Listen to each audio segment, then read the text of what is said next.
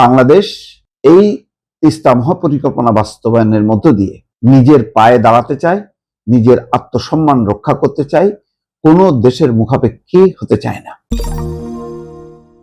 প্রধানমন্ত্রী আজকে বাজেট অধিবেশনের সমাপনী বক্তব্য দিয়েছেন। তাই হয় সবার শেষে প্রধানমন্ত্রী বক্তব্য দেন।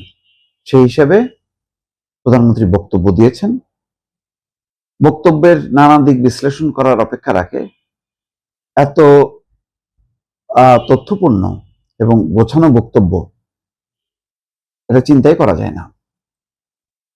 যাই হোক, আমি সেই প্রশংসা না করি, বরং যে কথার উপর তিনি জোর দিয়েছেন, যে কোনো মূল্যে তিস্তা মহাপরিকল্পনা বাস্তবায়ন করা হবে এবং একটি আধুনিক প্রতিরক্ষা ব্যবস্থা গঠনে কাজ করছে সরকার। এই দুইটা গুরুত্বপূর্ণ পয়েন্ট। যে কোনো মূল্যে।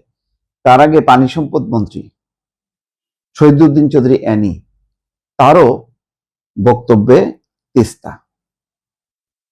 বিগত শেখ হাসিনা সরকারের আমলের একটা ফোকাস যে উন্নয়নের মডেল ছিল পদ্মা সেতু, আর এই সরকারের সবচেয়ে সম্ভবত গুরুত্বপূর্ণ ফোকাস তিস্তা মহাপরিকল্পনা।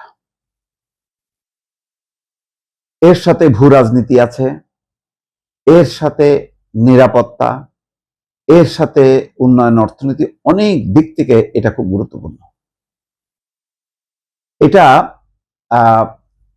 সাদা চোখে শুধু একটা তিস্তা মহাপরিকল্পনা, একটা ব্যারেজ, একটা পানি সংরক্ষণাগার, এইভাবে যদি কেউ বিশ্লেষণ করে এটা ভুল ব্যাখ্যা হবে। বহু চ্যালেঞ্জ, আঞ্চলিক চ্যালেঞ্জকে মোকাবেলা করে এইরকম একটা মহাপরিকল্পনা হাতে নিয়েছে এবং এর সমর্থনে কে আছে? আছে চীন। খেয়াল করেন, এই তিস্তা মহাপরিকল্পনা বাস্তবায়ন হোক, এটা কে চায় না? চায় না ভারত। কি কারণে চায় না? তারা মনে করে যে এই ধরনের প্রকল্প বাস্তবায়িত হলে বাংলাদেশকে আর পানির উপর যে ভারতের নির্ভরশীলতা, ভারতমুখী বা নতজানু হওয়া, যে ভারত যদি পানি দেয় তাহলে আমরা বাঁচবো, পানি না দিলে বাঁচবো না, যেটা পাকিস্তানের ক্ষেত্রে যেই সিন্ধু নদ নিয়ে যেই রাজনীতিটা করে, ভারত একইভাবে গঙ্গা, তিস্তা, আরো অনেকগুলো নদী নিয়ে এই কাহিনীগুলি করে বা এই রাজনীতি করে, এবং এটাকে দিয়ে একটা দেশকে পদানত করা, মানে মাথা নত করে রাখার একটা বহুদিনের পরিকল্পনা চলছে। যার জন্য এই গঙ্গার পানি বন্টন চুক্তি হয়, সেটা হইলেও যে সেটা কার্যকর করে না, ঠিক একইভাবে তিস্তার পানি বন্টন চুক্তিই হয় না। চুক্তি হবার পর সেটা বাস্তবায়ন তো পরের কথা, চুক্তিটাই হয় না। তো এখন বাংলাদেশ বুঝে গেছে যে ভারত ওই পানি বন্টন চুক্তি করবে, ভারত পানি দেবে, আর সেই পানিতে বাংলাদেশ বাঁচবে, বাংলাদেশের কৃষি অর্থনীতি বাঁচবে। এটার উপরে নির্ভর না করে নিজেরা এমন একটা ব্যবস্থা করা যাতে সবসময় বাংলাদেশের রিজার্ভার, পানির রিজার্ভার গড়ে তোলা, যেটা দিয়ে বাংলাদেশের কৃষি অর্থনীতি, পানির চাহিদা, খাবার পানি সহ সব কিছু যাতে এটা এর চাহিদা মেটানো যায় এবং ভারতের উপর নির্ভরশীলতা কমে যায়। যখনই কারোর উপর নির্ভরশীলতা কমে যাবে তখন আপনি স্বয়ংসম্পূর্ণ হবেন এবং আপনি নিজের শক্তিতে বলীয়ান হবে। বাংলাদেশ এই তিস্তা মহাপরিকল্পনা বাস্তবায়নের মধ্য দিয়ে নিজের পায়ে দাঁড়াতে চায়, নিজের আত্মসম্মান রক্ষা করতে চায়, কোনো দেশের মুখাপেক্ষী হতে চায় না।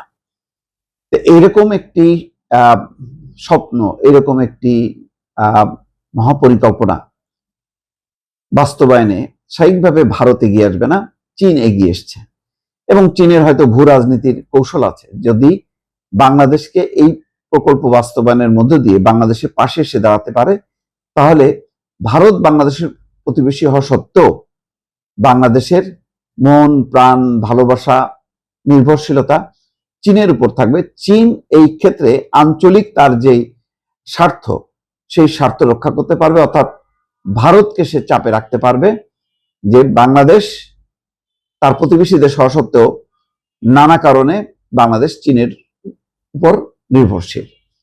সেটা হলো ভূ রাজনীতির খেলা। আর বাংলাদেশের খেলা হচ্ছে একান্তই যে বাংলাদেশ আত্মসম্মান রক্ষা করে বাংলাদেশের মানুষকে বন্যা, প্রাকৃতিক দুর্যোগ এবং এই যে খরা, এই পরিস্থিতি মোকাবেলা করার জন্য তিস্তা মহাপরিকল্পনা বাস্তবায়ন করা, এবং তিস্তার পাশাপাশি একই সঙ্গে যদি পদ্মা ব্যারেজ নির্মাণেও কাজ করতে পারে, তাহলে দেখবেন যে বাংলাদেশের ভাটির দেশ হওয়া সত্ত্বেও বাংলাদেশ ঘুরে দাঁড়াতে পারবে, একটা সম্ভাবনা তৈরি হবে। সেই সম্ভাবনার কথাটা চীন থেকে সফর করে এসে প্রধানমন্ত্রী আজকে অত্যন্ত দৃঢ়তার সাথে, অত্যন্ত চমৎকার ভাবে উপস্থাপন করেছে।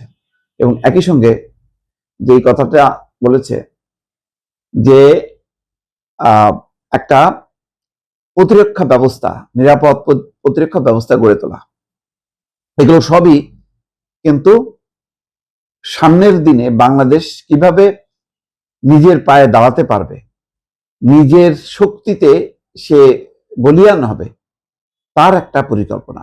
ফলে এখানে বাংলাদেশ পশ্চিমা দেশ সহযোগিতা, চীনের সহযোগিতা এবং ভারতের সাথে বন্ধুত্বপূর্ণ সম্পর্ক, এইরকম একটি ভারসাম্য বজায় রেখে বাংলাদেশ প্রতিরক্ষা ব্যবস্থাও সাজাতে চায়। তার হয়তো বিস্তারিত দিক আমরা সামনে জানতে পারবো দর্শক।